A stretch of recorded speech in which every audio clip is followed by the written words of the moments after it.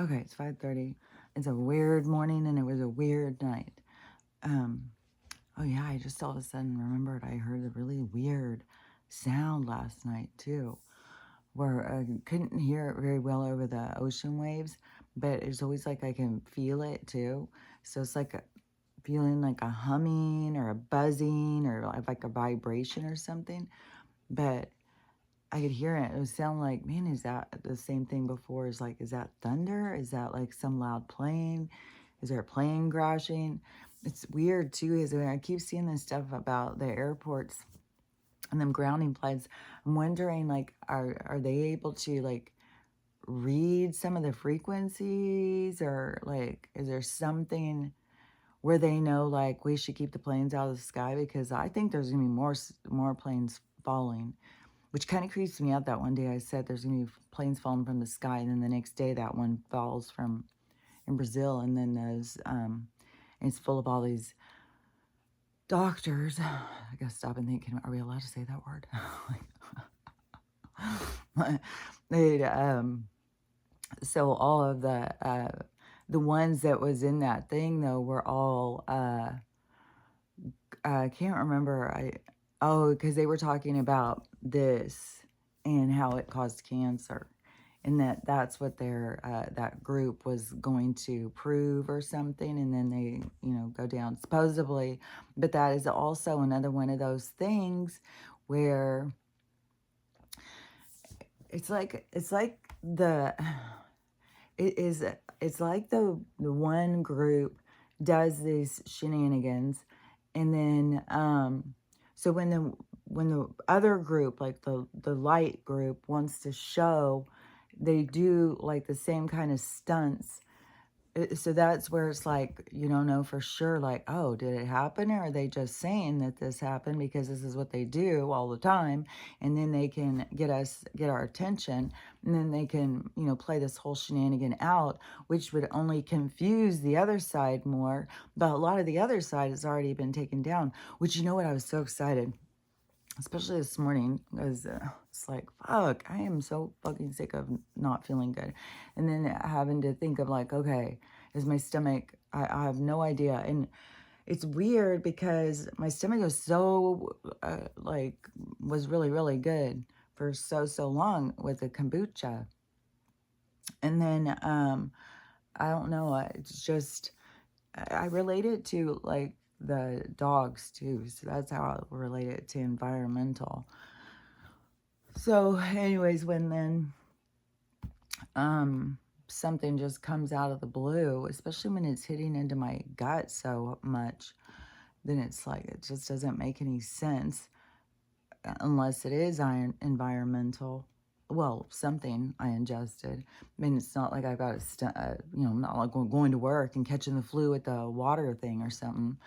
It's just this weird stomach flu. It's like, and where that feels like your stomach is like overgoing. It's just like churning and churning and churning, and it's uncomfortable. And then going to the bathroom and uh I don't know, just being like way more like, I don't know, more normal. Like you get up and go to the bathroom like one time, not five.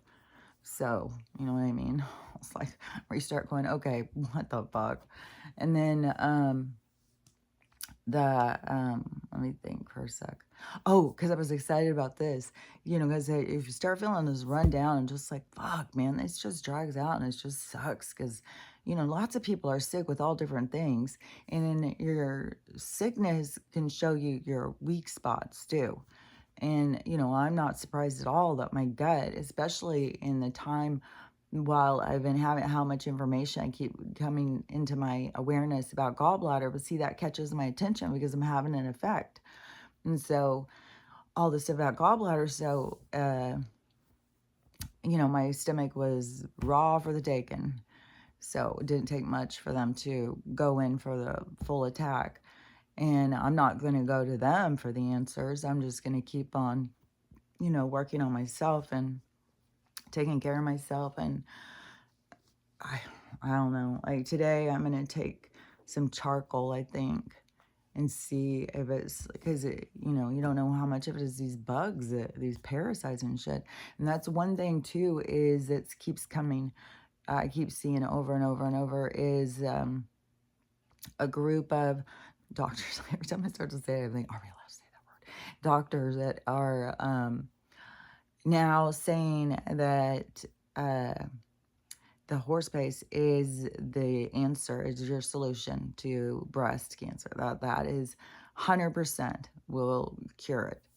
And so, and it's going to be more and more with those. And I still got Estelle on it. And I always feel bad some days because she's feeling really run down. Even her nose is warm. And the only reason I can even tell is because Max's is so cold.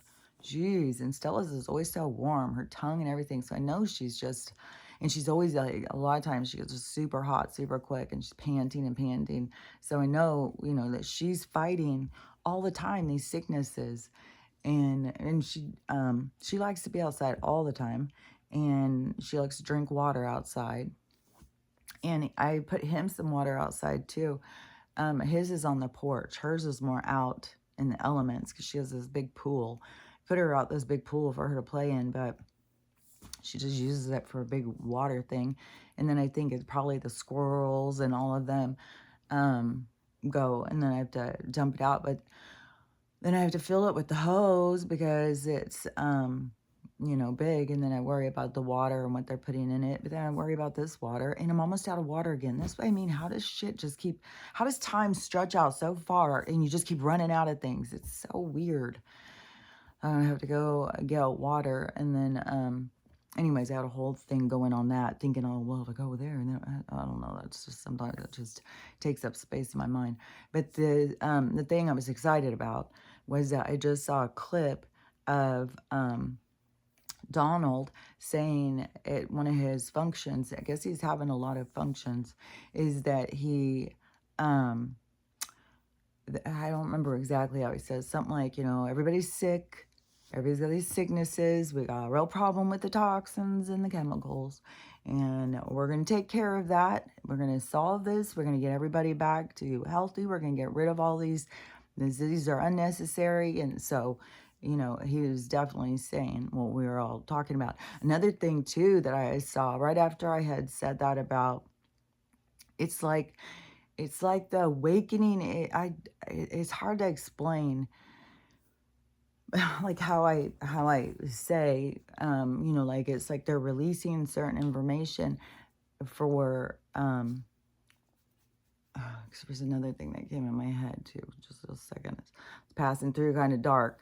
I can't see it clearly, but it might come in more because I remember that was something from yesterday. So this was, oh my gosh, sometimes it's like, okay, I don't even remember what that is either. Something about a video, something about talking to your guides. It's like you got to, I'll see if I can get into that message too. So, this one, so how it is kind of like this awakening is like on this level, but it's like on this level where it's like you have to be open to it. It's like, like a vibration or frequency or something. But it's like, it's, how I said, it's like all this information keeps coming, like all this tons of information, but it's like you have to be open to the information for you to be able to see like, oh, this is really happening. This is all disclosure. So all this disclosure is coming, but it's not just like, them taking over the TV and telling us. It's like it just is spilling everywhere out into the thing. And it is like them releasing it. And it's like, oh, this whistleblower, this whistleblower, this whistleblower. And there probably is all these whistleblowers. And it could be all different files where whistleblowers went and filed with these agencies and asked for investigations, and instead they found themselves on a red tie. And now that they are using these people's information to release all this stuff and saying, well, this whistleblower said this whistleblower said that. So all of this information that's coming where I said some of it, it seems so crazy, but then it's like, but the stuff that they keep saying and stuff is all real. And then there's like weird shit. Like this lady got a drink, like at a 7-Eleven or something on a cup. You know how they have those big cups, and usually I think it would say like 7-Eleven or Stop and Go or whatever. I haven't gone and done those drinks at 7-Eleven fucking for years and years, decades, I think. Which just reminds me of a childhood stunt that I did when I was childhood. I think I was 18 or 19. And I don't know why. I was just a weird kid. And I went in, I think I went, but I don't know if I was by myself. I went in 7-Eleven and I got the biggest big gulps that you could get. I got like 6 or 8 of them or something. And I got them all and I put them all, I filled them all up and put them on the counter. And then I don't know what I told them. I wasn't going to pay, or I just ran out laugh. I have no idea what I did, but I got in big trouble for it. I think I got arrested. I got arrested a lot. Mostly, though, I got arrested because I didn't pay my tickets for my car, and I was sped around everywhere. I was always speeding. I was like, I don't know. I just didn't care about some stuff. I didn't pay attention to some stuff. There's reasons why I got the reputation I did. I'm sure. So anyways, so I haven't gotten one of those big gulps. Oh, that's what it says on the side of those cups too, big gulps. I haven't got one of those in a long, long time. And so this person got one, and I'm not sure where she got it, but on the side, it said Frazzle. It was like, that is disgusting. Like, why would that? And then the only other thing, so that's written, and she was freaking out about it. So that's written on the side. And then she shows on the other side of the cup. So it's got this written real big on the side. Then you turn the cup and it's got like a little label thing. And it's something about, find the kids. Which there's all this stuff now coming out about like the milk cartons weren't ones they were looking for. It was ones that were up for sale. I was like, that is really horrible. Like, oh my God. This world, like, man, you just, looking at that and seeing, kids sitting around the table with that milk carton there, and just go through the milk cart into the whole thing behind. And it's just like, this world is just so full of darkness. It trips me out too. I was just watching Double Indemnity. I was watching it last night, and then I turned it off to go to bed. And so then I put it back on this morning. And then I started it back over because I was like, man, I don't remember this. I don't remember this. And there's lots of parts that I didn't remember. That's one of those movies where, I'll see it and then I'll think, oh, I already know that movie. But then I was watching, I was like, man, there's a lot of this I've forgotten. And it's pretty long. It's like 2 hours long. And so, and it has Edward G. Robinson. And so it has a lot of good people. It has Barbara Stanwyck. And so I was watching, I'm trying to think of what is the name of that show. My Three Sons. Yeah, that guy. And he was the dad on My Three Sons, I'm pretty sure. But anyways, it was really, driving it home about what people will do for money. And it was just like also bumpered up to all these other things that I had seen about what people do for money. And this one was kind of cool because this one I saw when I went on TikTok. So I went on TikTok and just to keep seeing weird stuff. Like, I have no idea. Like, one thing I saw that, if it's real, is it says in Pakistan, because of all the rain, all the spiders have gone up into the trees. And so this video I had seen, this is horrifying. This video I had seen shows like, I couldn't see it very well because I was like, man, that looks kind of like that road I was driving on that had the washouts. I was like, is that what they're showing, a washout or something? Is that like, maybe it's the same road I was on? And so I was looking at it, and and then this car starts going. So it's like you're on a road and you can see like trees up ahead. And so it starts going, and as it gets into the trees, every single tree, it's like a giant spider web. The whole, it's horrifying. I don't know how to explain it in a way to really have it sink in. It's not like a lot of spider webs. It's like a giant spider webs. It's like, how did it encase everything in this webbing? And they keep driving, then it stops. And it's just, and that's what it says is that in the thing is the spiders in back. And I don't know how big their fucking spiders are, but it's like, son of a bitch. Like, that is horrifying looking. And I'll share that video if anybody wants to see it. So that and I know there's more storms and stuff. There's lots of crazy stuff in the sky. That is what when I started hearing all the noise, so I opened my curtain to look up and see if there was colors or something going in the sky, because then it'd be like, oh, this is when it's gonna go then. Like if I looked out and I heard all this noise and then I saw all this like the sky opening and crafts going or something, I'd be like, oh, good, now we're finally here. So, but it just was dark, nothing.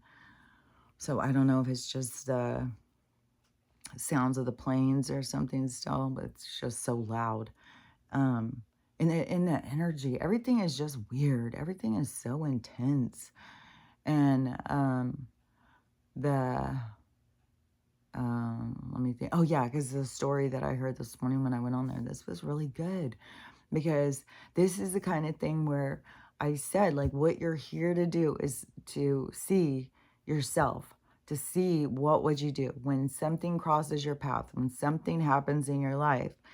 Everything in life is to show you how you react, what you do. And on some things, a lot of people don't think of it as significant as what it is, but that is what it is what it is.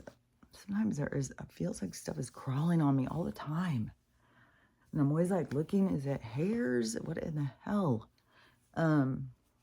So anyways, this guy, so this kid is 6 years old. And the guy who was doing the video, he was pretty young. So he was pretty young whenever this happened. And he had a childhood friend. And they had been friends since they were kids. And she grew up in the foster system. And he saw how hard it was and was very traumatic for her and stuff. And so and he was really good friends with her, and he knew her husband. Like, she got married to another childhood friend. So they have pictures, of them as young kids and stuff, all being together and stuff. So the woman, she got pregnant and had a kid. And it was like 2 months after she had her baby. Her and her husband worked at the same place, at the same job. And somebody came in with one of these things and did them all in. And so her and her husband were killed and left the baby an orphan. They didn't have any issues from the foster system and stuff. And whatever with his family, there was nobody to take them. And the friend, this guy who was doing the video, he was really good friends with them. And so he had never wanted to have kids or whatever, but he knew of his friends, that she really didn't want her daughter. That's why she got married. She really didn't want her daughter to ever have to go through the foster system and how hard it was on her and stuff. So he knew all of this stuff. And so he had to make that choice of what he was going to do. And since there was nobody to take the baby, he got to adopt it. And so he got, total full coverage. Got full, he's the parent. And he was single too. And so he raises this girl, but he tells her, that her parents were taken by a mean person. She doesn't know all the details or anything. He said she's way too little for that. But that she knows she's adopted, and she knows that that's not her real dad, and she knows who her parents are and stuff like that. And so, and then to me, it's like, I would think his parents would look at him like, what a good guy this guy is, man. We raised this kid. And what a fucking great kid this guy is. And, he's going to take total responsibility. Didn't even want to have a child. But when you're faced with these things, it's like the universe knows what's there for you. That you fight against it. Like I'm telling you, there's going to be so many people who are going to be all upset about choices that they made. But it's like you guys see that you were going against your better judgment. That's the thing, is that people go against their better judgment. They think they want that experience. They want to know what's going to happen and stuff, because that's what you're here for. You're not doing anything wrong, but your guides are going to make sure that you understand. Well, we tried to tell you, we tried to show you, and we tried to get you to come this direction, but you got to go through the experiences that you go through. You got to have everything happen the way it happens, and it's all so you can see yourself. Because I can't imagine if that guy, I would have like haunted him, I think, and eaten him up if he would have just let that little kid go because he wanted to go have a funner life and he didn't want to be a dad, and let that kid go into the system. And that happens. Like everything plays out. It's not just one thing plays out. Everything plays out in life. And we're all here playing these different roles to play these things out.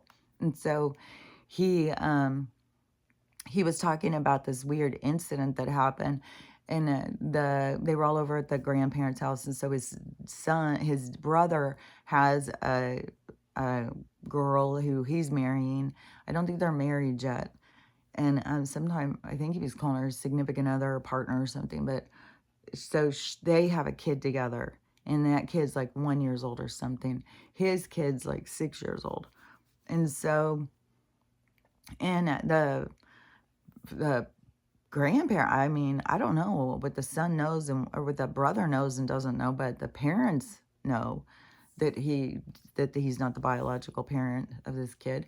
And so they go over to the grandparents, and the grandparents give each kid, so this new baby and his baby, $50K for college fund. So they both get this college fund from this grandparents. So both parents leave and they're all excited and stuff. Well, this other woman, the significant other lady, starts like questioning him and stuff, and about the kid. And then so she goes and sneaks and does one of these 23andMe's and brings it to the family. So she goes to her husband first, and says, she's not in our family and all this stuff. Who knows what their conversation was? Because then right away she shows up over at the guy's house and knocking like she's got something so important to tell him. And so, he's thinking it's something important, and he has her come in, and she sits down and starts showing the test and telling, that's not your biological child. Your wife had an affair. You're raising a fair baby. And he was like, this child's adopted. It's not my child. And he says he starts laughing at him, but laughing at the lady. And he can't even believe, though, that she comes and says this right in front of the kid, too. This little girl. They're both sitting in the living room, like watching TV or something. And this woman comes in and starts saying all this right in front of the kid. And then she says, well, that isn't... Or did she say this to I think... No, maybe she said this to the parents. So she goes and she leaves him because, he's just laughing at her or whatever. So she goes to the grandparents' house and starts telling them, like they don't know or something, and starts saying, that she doesn't deserve this $50K, that her kid should get 100 instead of 50 going to this one.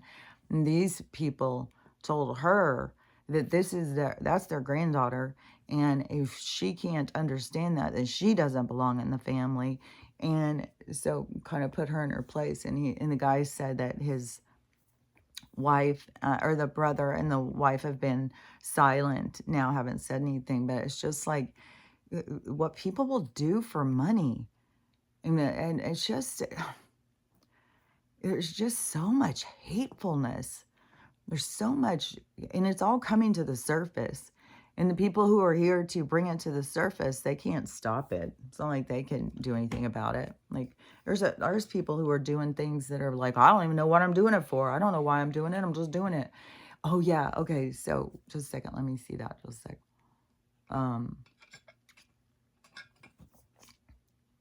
Because it was the thing with the communication thing. Oh yeah. Okay. So when you are, this is something that I think a lot of people don't realize, because like I said, you're just constant communication. And so you have, your guides and stuff always talking to you. And, but people get like where they think, oh, it's just their thoughts. So they're not a part of the conversation.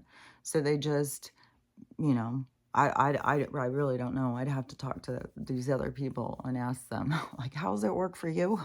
Because it's curiosity to me. But so when you go in and you're trying to meditate, because this is something that flubs a lot of people up. So you go in and you're just like, okay, well, I'm going to relax. I'm going to try and meditate now. And then you go in and there's, talking, thinking. You're thinking. Then you're thinking about this, and you're thinking about that. And it's like, okay, stop. I'm trying to clear my mind here. I'm trying to clear my mind. Let me think. Let me meditate here. Shut up. And so you're trying to clear your mind, and there it goes again, just thinking and thinking and thinking. That is because you're already there. You're already in the communication. You already have whatever's coming in trying to talk to you. And so you got to sit back and go into the conversation. So whatever is interrupting you, that's what's waiting. If it comes in real quick, because it's waiting, it's been dying to come in, so it's going to jump right in there. But that is where you got to start to recognize that that is your meditation. It's communication. It's trying to communicate with you and give you insight and help you work through something and help you see things that you hadn't seen yet. And so when you start having the thoughts, just go into the thoughts, but do as much as you can to keep continuing to realize that your thoughts aren't you. So communicating with your thoughts, like a thought comes in and then it's like, well, I mean, you got to figure out your own communication. I mean, where the hell did you come from? What are you talking about? What do you want me to see? What are you trying to get me to see? And I really think that the more that people can get into that, then the more that they'll start recognizing, oh, this is negative, this is dark. Like, and it starts getting easier to be like, shut the fuck up, get the fuck out of here. And so you don't get burdened by these, I don't know, this dark energy that's just feeds. It's like you want to be like, it takes over the world, but it really just feeds off of us. It's like we give it what it's weird. Some of these things is so hard to explain, because it's all like the origination, the originator, the nucleus, where it comes from. Like, it's not like demons coming to get us. It's like we put out this energy, so that brings something to us. It's not like that these things come, and trying to take us over. It's because our energy pulls it towards us. So it's the magnetic force is coming from within. The call's coming from in the house. So it is that you have to recognize who you're calling. What is the messages you're putting out there? Who are you bringing in? And then will become more clear when you are in meditation, what your communication is. But I think it's important for people to start, not getting frustrated when they start feeling like, well, I'm just sitting here thinking. I'm worrying about this, worrying about that. Well, okay, so those messages come in. Oh, I'm worried about this. You got this to do. Well, what are you going to do about dinner? Then you're like, oh, so what does this have to do? Like, what do you want me to notice about dinner? Did you want me to make something special? Did you want me to make something? Does my body need something? Like, start communicating back, asking questions to whatever the information that's coming to you. And then I think you'll start to recognize, oh, okay, so this really is something talking to me. Something, is it the ship? Is it voices in the ship? Like, I don't know what it all is. Like sometimes it really trips me out. Like I was thinking about, what was that? That was, I just was like a train of thoughts, but I, at some point was thinking about my own self, and thinking about like communication and me being a kid and stuff. And that I would say, like they or them. That's what I would always express about who they were. Like, well, they tell me, well, that's what I would say mostly, is they. But I know them. Well, when did I say them? I swear something came into my head where I would have said that. But I think mostly I would always say they said this or they said that. And I was just like, I don't know. I just was weirding out, like, you know, it was like so vague for one thing who I was talking to. But then it was, when I was a kid, it was just so obvious that it was to help me. It was like so obvious. It was like, and this was a comedian. I just saw this video and he was saying that, everybody has done shitty things when they were kids. And so he starts his show by asking, about, you remember the shittiest thing you ever did as a kid?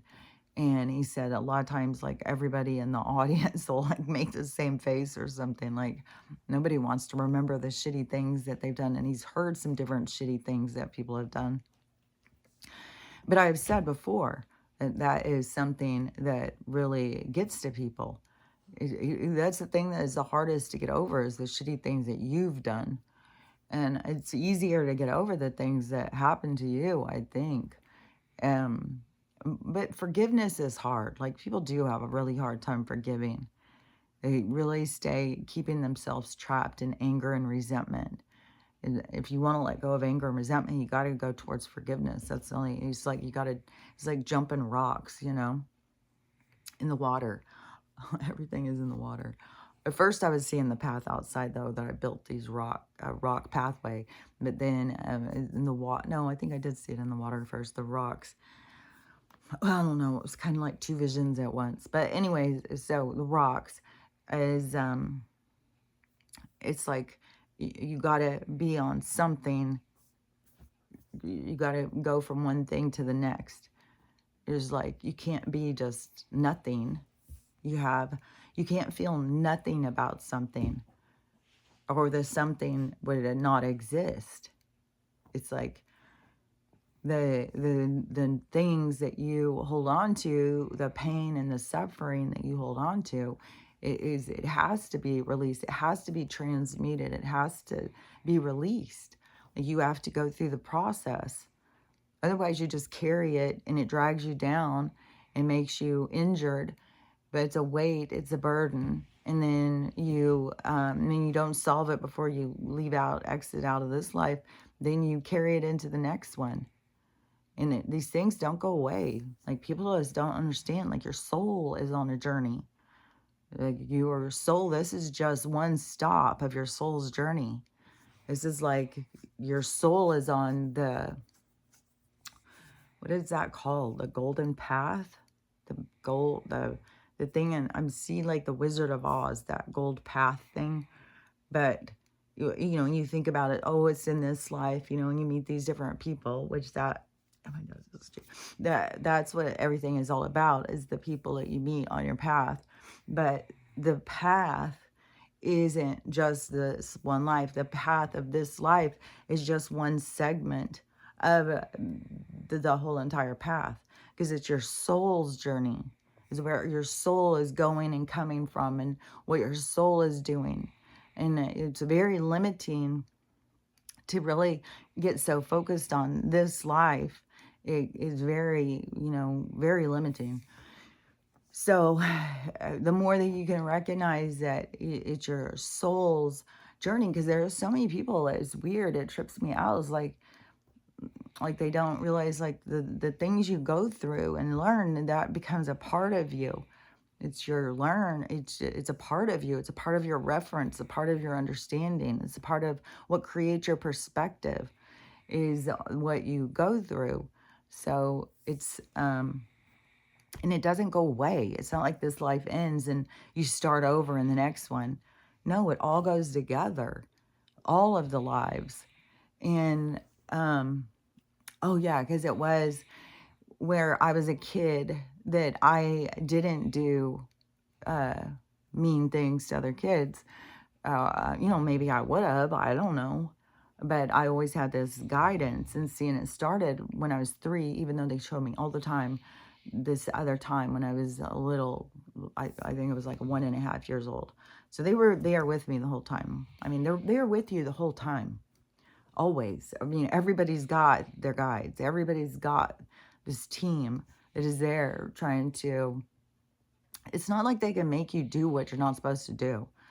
So I don't know how to really explain it. It's like it can keep you out of messes if you listen to them. But it's hard to just listen to them all the time. But see, that's where I learned that lesson when I was 3. And when I went in to go do something mean, because like I was 3 years old and I was ready to go on this mean shit. Like I'm going in to get my little brother soapy water. And then I was thinking about, as I was mad, I was 3 years old, I was mad, like, how dare you? But it really, as the oldest child, that was only the beginning. That was just the beginning of, you got to do, and then I had more siblings. And so it was like, I being the oldest child of a bunch of siblings is like, you're always got shit. You always have to do shit. You always have to babysit. You always have, like I said before, even my parents got me a driver's license at 15 because you could get, it was, I don't know, called an exceptional license or something. And if your parents needed you to go out and do work and get stuff done for them, then you could go apply for this license. So and that's what they did, so I could run errands for them. So, and see, then I had my daughter run errands for me, and she got really pissed about it too. But she was older, she was like an older teenager, but she was the oldest child too. But she probably had shit piled on her, and it's so weird because I didn't like it piled on me, but then you just automatically do it. It's like how you learn, how you are trained to do stuff. You have to break your training, break your programming, and notice the things. And it's a lot more mindful. It's a lot lazier just to just go with the flow and not make any changes to your behavior or your ancestral line of choices or whatever to stop the because that's lower chakra and that's autopilot and stuff. So to become more mindful and pay attention and break your cycles and stuff. But at the time, when they told me to go get the water, and I went in there and I had it was weird because I was seeing about it last night or this morning or sometime, and I was back there again, and I remember it being so clear that there was two different things talking to me, and they weren't my voice, nothing. They were completely separate energies, and into the point where I was like, turn my head, like one was on one side, one was on the other, and I was turning my head, listening to them, even though I couldn't see them. It was like I could see them in my mind's eye. I could see that there was something where I felt like it was like this devil and angel on my shoulder, and that was something that I seemed to be able to understand. But it was like, oh, that it became clear to me at that point. So, and then it was after, because I still made the choice to put the soap in the water, even though they told me not to. And I still did it, and I went out and took it, and then I got in trouble. And then I remember listening because they were explaining things to me. And I don't remember what all they explained it to me, but I built trust. And so, yeah, I always had guides that would, like, oh, don't do that, don't do that. And there was a lot of times, like I've said, where they would tell me, run and get away and stuff like that, fight. So it was always, this loud voice or something. And so I just you know, the things that people do when they're young, the stupid and mean things that they do, you know, just like putting soap in somebody's water, you know, helpless little baby, is is stuff that we have to let go of, and we have to just, you know, one of the ones was a girl had said that she made another girl eat dog poop. And I mean, I was at the slumber party thing where they told the one girl to drink pee, which drinking pee obviously is not that bad. Like to all of us, it's like, ooh, gross. But fuck, there's people drinking pee to get better. It's like makes you healthier. And that is the thing too, is like when dogs go and pee on something, it's like they instinctually know that, and then they'll go back to that place and eat what grew there. And like it's like you put your DNA there, and then it's like the earth gives back what it is you need. It's like this program going back and forth. And but see, we're so cut off from ourselves and cut off from things, and uh like we're totally just coming out of the dark in so many ways, no matter how many of us are awake on all different levels. Which somebody did a kind of a cool thing the other day, and it had like the 6 levels of awakening, which I'm sure there's more. But uh, it was pretty accurate on the different ways that you go through it. And you do get to this one part where you feel like you've got to get everybody else, like, come on, can't you see? Can't you see? And then all of a sudden you realize, like, oh, well, you know, you got to let go of that. And everything is to bring you into this place of learning how to trust and allow everybody to have their own experience.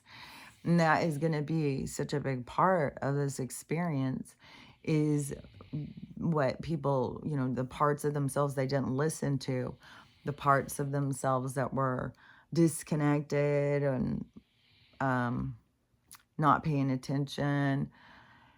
It's going to be, you know, and you know, another thing too, because that video of like the different steps, this is something that's kind of interesting, because on the group that's coming, that's going to, you know, this big awakening part that's going to happen, it's going to change. See, all those steps, who are they going to have to try and wake up? Who are they going to have to stress out about? We're all going to be awake then. So it's going to be completely different. It's like this different program is going to start running. So see what I was saying about those of us who woke up in the start, we had this other things, these things that we had to fight against or become comfortable with or whatever, where, you know, trying to wake everybody up and why can't you see, and getting mad. And then, you know, to me, it was like, you know, what am I getting so upset about? Like, and I, luckily, you know, my guides will sit and talk to me endlessly. And so, you know, you start being able to see and recognize, like, oh, I'm supposed to, you know, not get caught up in this pressure. I'm not supposed to save the world. I'm not supposed to do this. I'm not supposed to wake everybody up. Like, you start seeing all these things, because this was our part. This is our part of this process that we went through.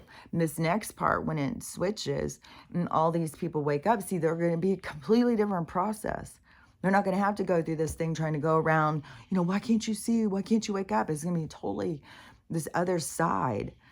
And that is where, you know, the people who are on this side of the awakening are going to see a lot of things from this other side. But that's where you got to understand how the universe works.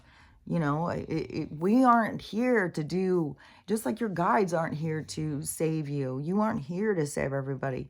Everybody's soul is here for its own, you know, function, its own saving, its own learning, its own growing, its own reflecting, its own whatever it is. It's got its own business to attain from its own soul journey, its own soul story. And then all of us who had this part of the awakening, it has to do with the lessons and stuff that from other lives. And you don't even have to know all the different things. Like, different ones will pop up, and some of them it's just like, well, I don't know. Some things I can see how things relate to, and some things, I can't see how that it relates to. But whatever it is, it's all these things that whatever we needed to learn or whatever is just, this is an extension of it. This is, it's like driving the message home to our soul.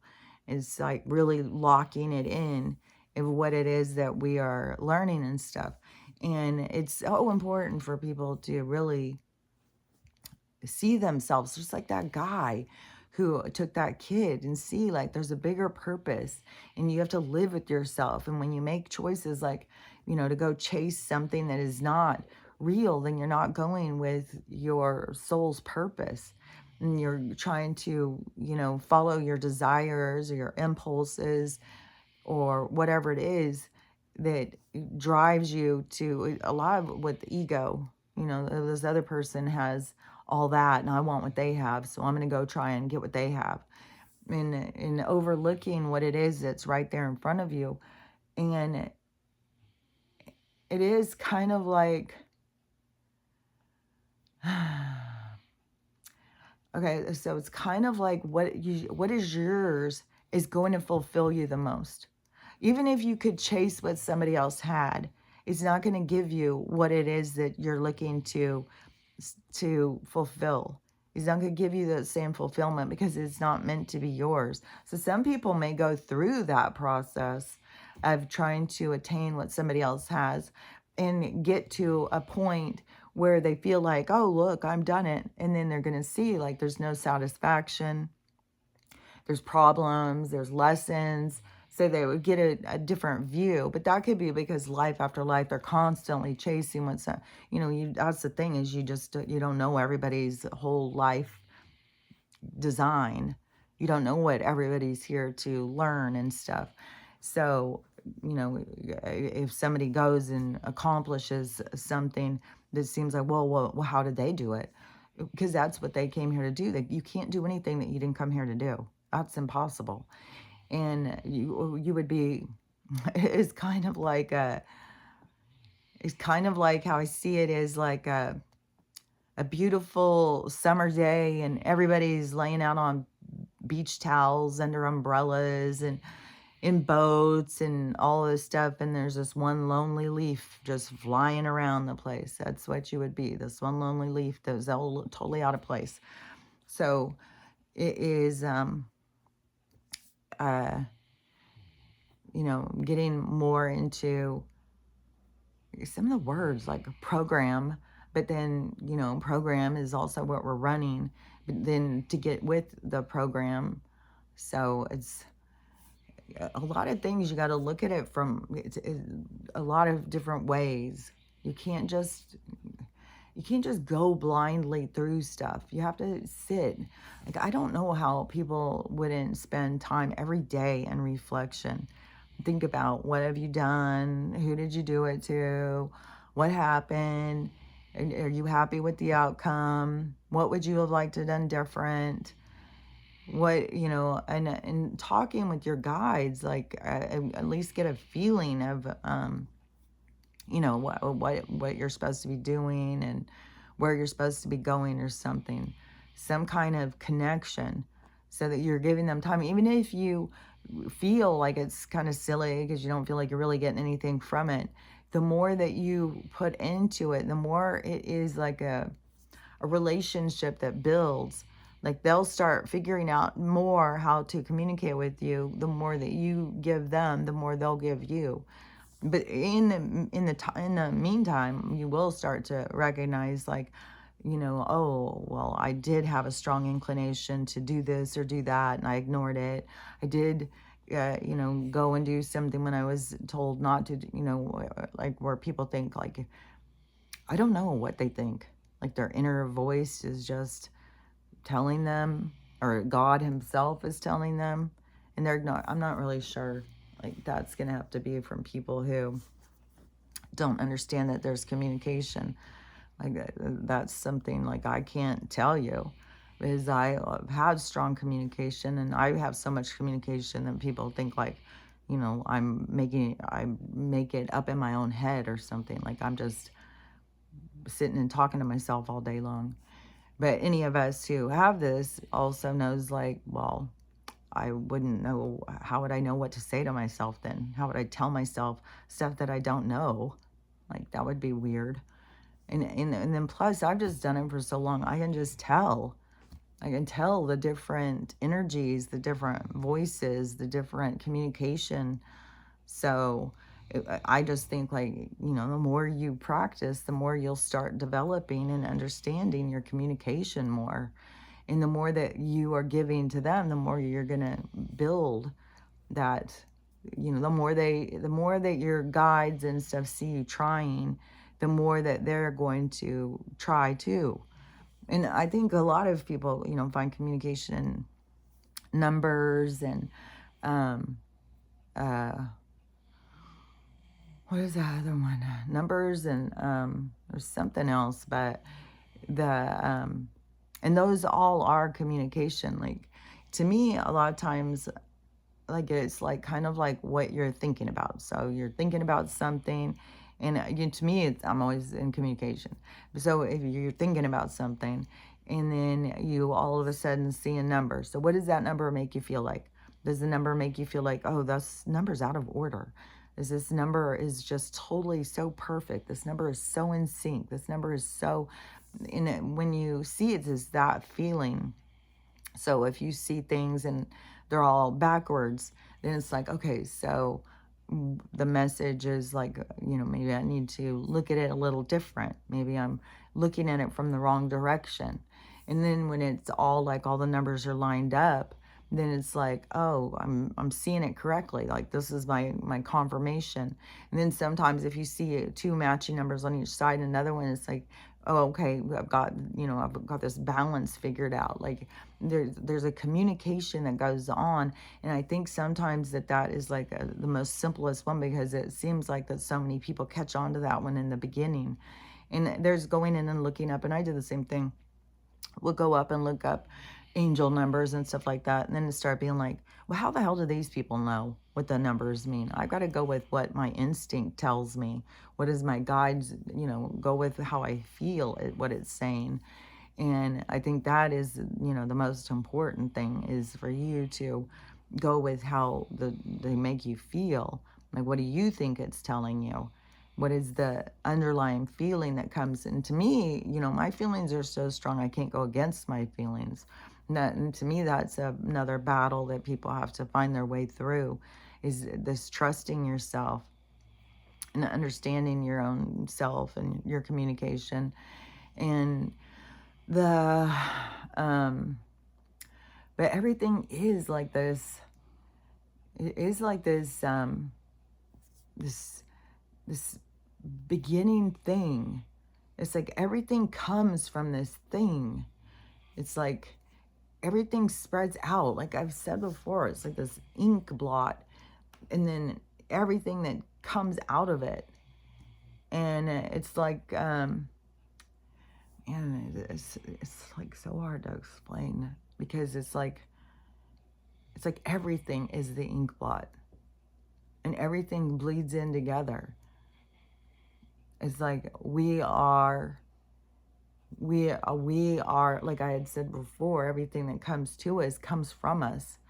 So we are our own nucleus, and everything that we are bleeds out from us. Everything that we put out, and it bleeds into others, and which creates this whole micro macro everything. But there is like this, everything is like this nucleus, and then this bleeding out of all of this energy, like this radiance that comes from this thing. And I think that this, where we're at, is like this thing, but then inside the thing there's all these other things. And because like a petri dish, which I just saw this guy who he started growing things in petri dishes, and then uses them in paintings. He puts them in the paintings. It's like, that seems like toxic. I don't know. I wouldn't buy a painting that was full of Maybe he puts, I don't know. It just seems weird to me. Because even if you put all these toxins, and then even if you put the epoxy or, which you wouldn't really put epoxy over a painting, but you could put, what is that? Polyurethane or something. But then if it cracked, you see it like, kind of like the Antarctic, like in a crack. And then how they've got like all these, where they're telling us like, oh, we've got dinosaur DNA coming out. We've got monster DNA coming out of these cracks in the ice and stuff. And that's how I kind of see like these paintings. Like people, it seems like people mess with things like, I don't know, like, are you an expert with science? Or are you just doing this because you think they look cool? Like, I don't know. That seems very diseased. Like, I don't know. But I've seen other ones, like there's people who paint with poop and pee and blood, and there's all sorts of things that are just kind of strange. Like people just want to try everything, do everything. And the thing is, it's like, well, those of us who aren't there for that, we can be sitting there going, well, that's weird. But to the universe, they're just as, just as, everybody's just as important as everybody else. Just because, some people want to paint with their blood or whatever, that's not, the universe doesn't look at them like, oh man, that person's crazy. That's what we do. We start looking at them. And then why is it that we start being so judgmental? It's like, because we can turn away from it and not even, it can cease to exist in our reality. All we have to do is just walk away from it. We don't have to let ourselves get carried away and all caught up in it. That's what trips me out with the people who, how they start fighting over no baby or keep it or kill it, keep it or kill it, keep it or kill it. And then, the people who think kill it, they're so, because I've talked to them, and they're all so like, it's not a baby, it's not a baby, it's not a baby. Okay, when something is growing that is becoming something else, and it's alive. Something can't grow if it's not alive. So where these people keep thinking, well, it's not a baby and it's not alive and all this stuff, it's like, what? You guys are not thinking things through. Like, you're just on a narrative. You're just on a script. Because that doesn't make any sense. If something is inside of you and it's growing, it doesn't matter wherever it is. If it's outside of you, inside of you, whatever. If something's growing, it's alive. How does something grow if it's not alive? And so, right there, it's a living thing. And what's it growing into? A baby. And then it's all, there's a lot of people who don't believe in the soul. So, and to me, I've always believed in the soul. That's why I was always like, man, if you get pregnant with the baby, you're supposed to keep it. It's supposed to be, but I'm not perfect as it was, but my second one, I was desperate to get out of that marriage. And I was like, man, and then when I got pregnant again, I was like, fuck, man. And it was like the universe was holding me in this place. And I was just like, why? And then luckily, it directed me to talk to people who said, no, don't do that. Don't do that. And it will haunt you. Is the person who was telling me they had done it 30 years or whatever before. No, it wasn't 30 years. It was like 10 years or something. I knew quite a few people. There was like a lot.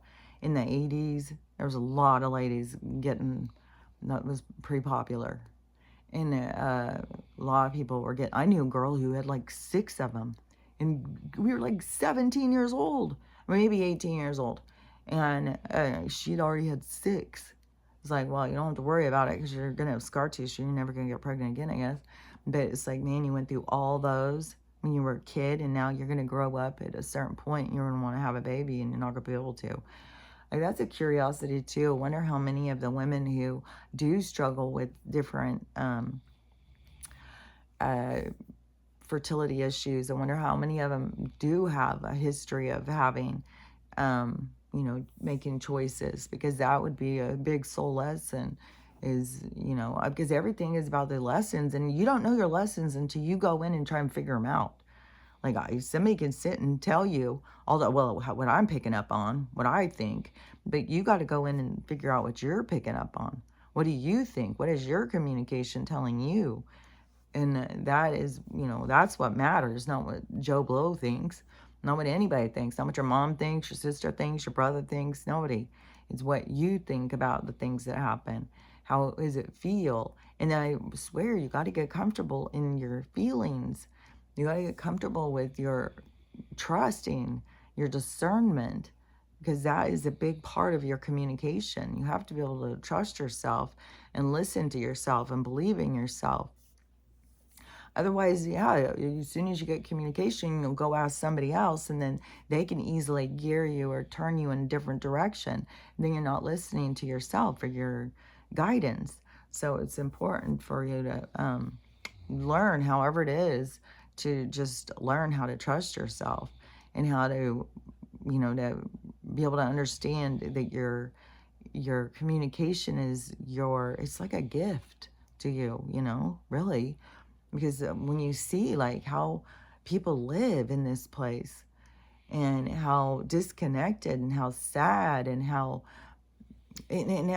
people are so easily led to do such dark stuff, and doing dark stuff is going to eat you alive. It's going to haunt you. Like, what the things that you do are going to bother you more. It is not worth it. To me, it's just not worth it to go do shitty things, because you will have to carry the burden. You will have to keep thinking, like, why would I do that? Why would I do something so mean? Why would I be so hateful? And then when you're stuck in that too, because there is going to be so much of that is going to be coming to the surface. That is going to be this reliving yourself. And it's going to just hit the highlights of your assholeness. So when you're processing through this dark night, seeing your shadow self, you've got to face all these, shitty sides of yourself. And, and you're not just a shitty person. Nobody's just a total shitty person. People have burdens, and it creates limitations. And so, some of the people who have the biggest burdens can seem like the biggest assholes, but really they're just broken. They're just broken people. And they don't know how to mend themselves, and they're angry and they're upset, and they feel like everybody's out to get them.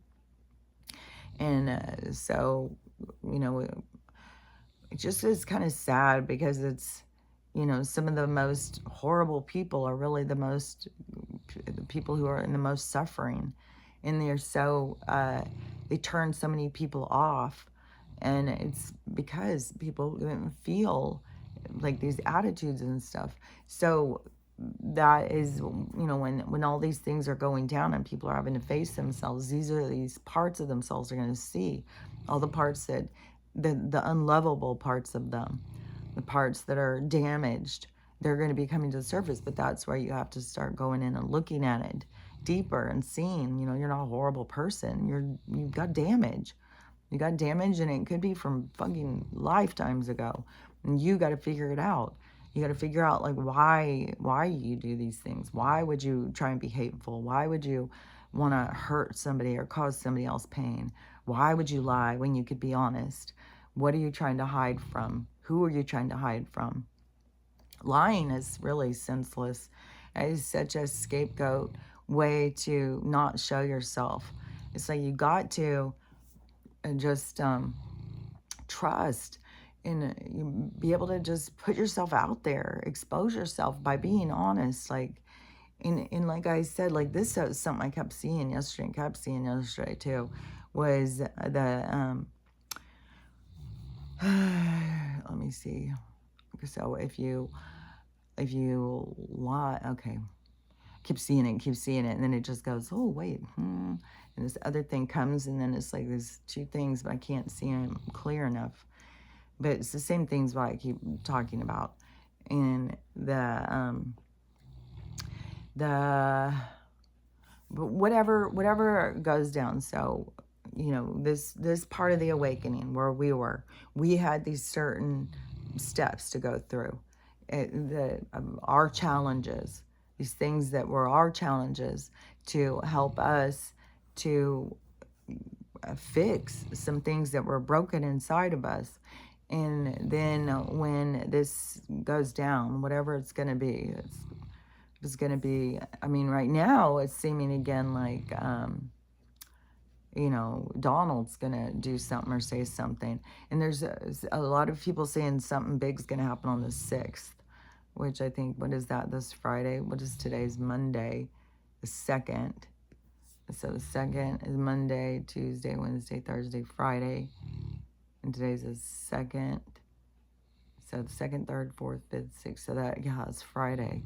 Sometimes it's like, are people just going and jumping onto the next Friday and saying, oh, next Friday something's going to happen? I don't know. There's so many different things and there really is all this stuff going on with the money. There really is all this stuff going on with the government. There is all this stuff going on with the medical. There is all this stuff coming out. And all of this stuff is going to keep coming out.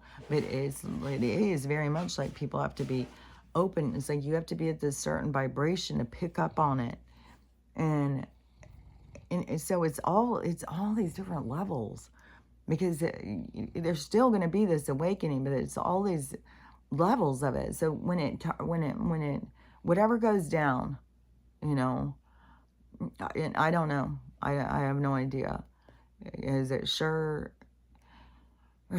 There's a lot of stuff, like we know Donald is the one who's going to walk us into freedom.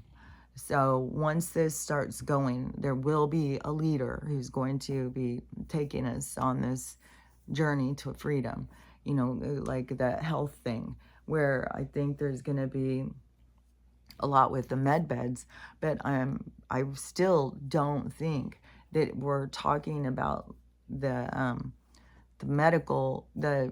military medical med beds. Like I've said, I think for those ones, like I think that they would probably put some people through them who are super, super sick or need to grow back limbs or something like that. Like there'll be things where we'll start seeing like, whoa, that's going on. But I swear to God, there's going to be this part where people have to get themselves into this certain state of vibration to have it be effective. And so I think there's going to be, because people are in a really low vibration, really, really low. Like people hate themselves. They hate everybody. They hate life. They hate feeling. They hate everything. And they're frustrated and they're mad and they're sad and they're angry. And there's just like all these emotions coming out.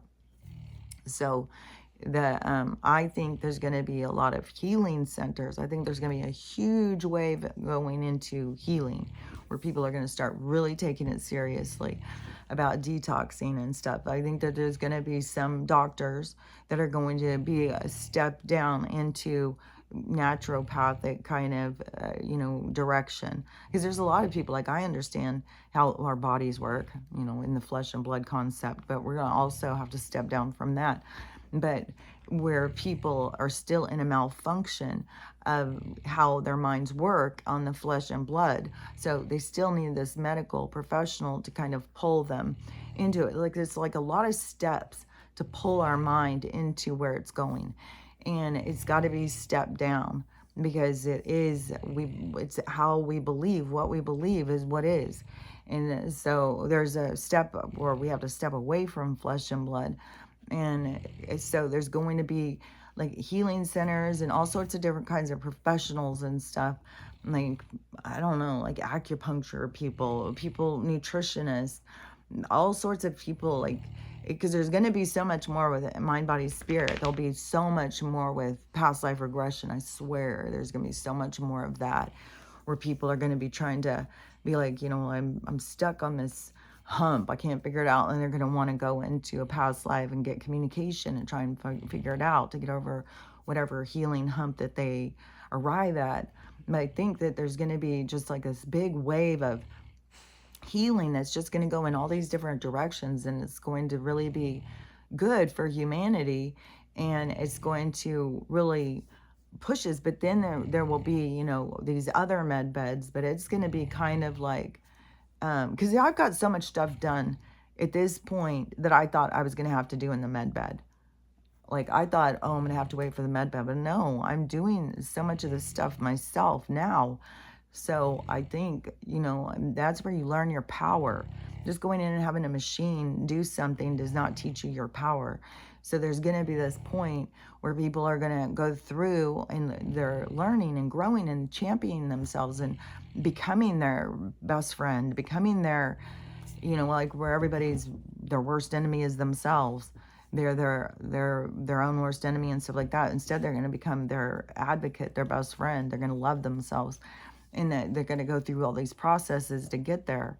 And part of the process is learning what you do for you, and learning how cool you are and how great you are and all the things that you do know and stuff. But there's going to be a lot of learning too. So I think there will be some step down kind of thing where it will kind of feel familiar and acceptable to people who are really reliant on the medical system. So it won't just seem like, well, what the hell, now we're in pixie dust land. It's going to be, a lot more hands-on kind of thing, we'll do this, only it's going to be a lot more about, taking magnesium and going out and walking for 45 minutes every day or something. There'll be a lot more of like getting people to really start taking care of themselves and get off of this dump truck of a life that they've tried to make us stuck in. And then at some point, there's going to be these other med beds, but those med beds are going to be for, like I said, I just don't see somebody who's being like 600 pounds and them saying, okay, just go in the med bed and you'll lose weight and stuff. No, it's gonna, like you can see like the quick fixes have not done well for us. And there's consequences. So you have to do the work so that it's solid. So these people, and it's very easy. There's going to be people who are going to lose a lot of weight once they start healing emotionally. The weight's just going to start falling off of them. So it's going to be a big switch. It's not going to be like for years and years and years. I think as soon as people start really learning how to love themselves and take better care of themselves, and this change in whatever with the food, the science of our food, whatever's going on, that there's going to be huge changes. So in people's bodies, like if people have got heart problems and all these things from being obese, there'll be a lot of natural stuff. Like the doctor will be like, okay, well, you're going to drink dandelion tea every day. I think there's going to be stuff like that, very holistic, very much teaching you how to love yourself and how to take better care of yourself. So I think that is going to be like a big wave. And it's still like to the med beds thing to me is like the only place where like the tattoo ink will come out. Like there's some chemicals and stuff in it. It's like, I don't know. Like maybe they do have technology, but it seems like it's going to be the med bed. But there's going to be some things where it would be the med bed. But I don't think we're going to get this quick, easy like thing. But I think there will be people, like there's definitely people who are amputees and stuff right now who have been doing a lot of inner work. Like if you become disabled, it's either you go off the cliff or you do the work. And so the people who have been doing the work, that then they would be of a vibration that they could go in the med bed, because that does grow back limbs and stuff. And so I'm really curious to see, and I'm curious to see too over some of these people. Like there's this guy on TikTok, and he's very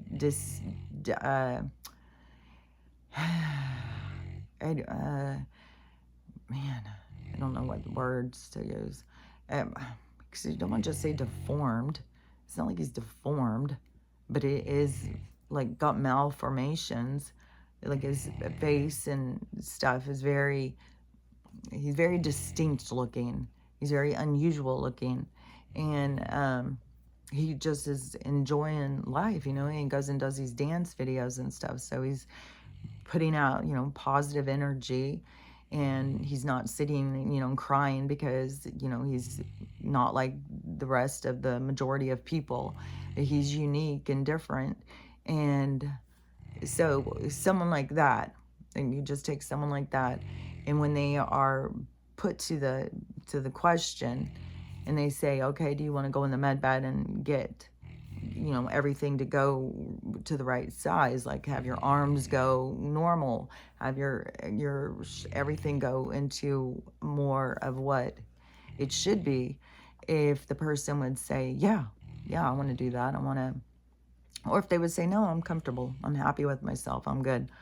Like that is going to be, I think there's going to be, it's not going to be just one thing.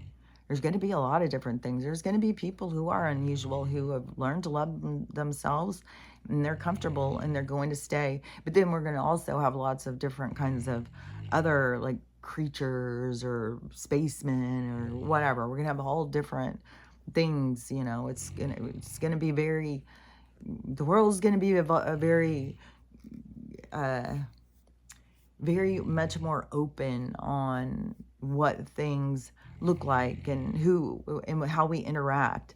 Like, I mean, right now we got people who would just go and eat a octopus, but really, it would be much more of us communicating with an octopus, communicating with dolphins and stuff. We're going to get more into this connection, figuring out how to connect in this communication with the other animals or beings and stuff. So there's going to be this, I don't know, to me, it reminds me of like Star Wars or something of where we're going to have all of these different beings. But I know that it's been like that before here on this planet. And I think it's seen in some of the history that remains that there was a mix of different creatures and different beings and stuff like that. And they all talked to each other, worked together. It was like, I mean, even there was tribes who were like the ant people. They weren't scared of them. They would just talk to them. The people who, the ones that seem like when you hear the stories of the tribes, the biggest problem was the cannibalistic giants. Oh yeah, the people. Man, I swear to fucking God, as soon as I saw that movie Wrong Turn, as soon as I saw that movie Hostel, like, there's so many movies, and as soon as I see it, I'm like, this is true. This is true. This is all true. And and I knew there was people out there living in the mountains and in the woods and stuff, like derelict kind of people. And there was one that was found, and then he was taken. This was found like over by the Appalachian. Because the Appalachian, there's all sorts of stuff. I said, like, my friend, we were 18 or 19 at the time, and she had driven to go visit her family in Arkansas, and she had to drive through the Appalachian mountains by herself. And um, and that's when she saw Bigfoot. And she said he was running next to her car and looking at her, and she was freaked. And she's all by herself on this old mountain curvy road. It's like, I don't want to go out and drive in the dark in the mountains. And so she said he's running next to her car and looking over at her. And then he just runs up in front and goes right in front of her car. So she saw him perfect. He was right there, and then he went right in front of her car and then went off. And she was horrified. She was scared shitless. I was excited as fuck. I was like, man, that's so fucking cool. And she was scared. I don't know. We lost touch at some point. So I don't know if she ever went to do that drive again. But when I knew her, she was like, hell no, am I going to ever go drive there again? She was scared. And, but we're going to not be scared. We're going to be a lot more and it will be in a vibration, so it's not going to be like we're things in this vibration where we can be eaten all the time. Like wherever, when we, oh, it is kind of, okay, so when we'll know when we're no longer at risk is when we stop putting other things at risk. When we stop being the consumers, when we stop being the consumption of man, then that's when we'll know that we stopped being consumed, is when we stop consuming. So it's like a part of the energetic prism of change. So, and everything is reflective of everything else. So, yeah, we're not going to stop being somebody else's meal as long as we are going after something else. So, there's like a lot of changes that are going to be occurring, a lot of changes that make us all change, like who we are and what we are and what we look at and what we think about and all of those kinds of things. So anyways, now it's so weird because it just sometimes I have no idea what I'm talking about. and then I'll start talking, and then it's like it's coming. Sometimes it's so fast, and it's just like a whirlwind, and then like I'll have no idea what I talked about. Like today, I will be like, "What the fuck was I talking about this morning?" And it's weird. I don't know. This whole thing is just everything is weird. The day, the night, this whole experience. That's all I can say about it at this point. This is very weird. But you know, it is the experience of change, the experience of something dying and something being reborn, and it's got to happen on about 300 billion people, like whatever the amount of people that we have here. I mean, they want to, you know, knock off 200 million or billion or whatever it is, and only leave like 90. But how many ever of us are left, that is what we are doing. We are letting go of this old world and creating a new world, and we're creating a change of everything. So anyways, hopefully I made sense. I don't know. Sometimes I feel like I just got to keep trying to explain it because I don't know if I'm making any sense. So just remember, what we're doing here is learning how to love ourselves, to love everyone, and how to have a loving day, because it's up to you. So I'll talk to you later.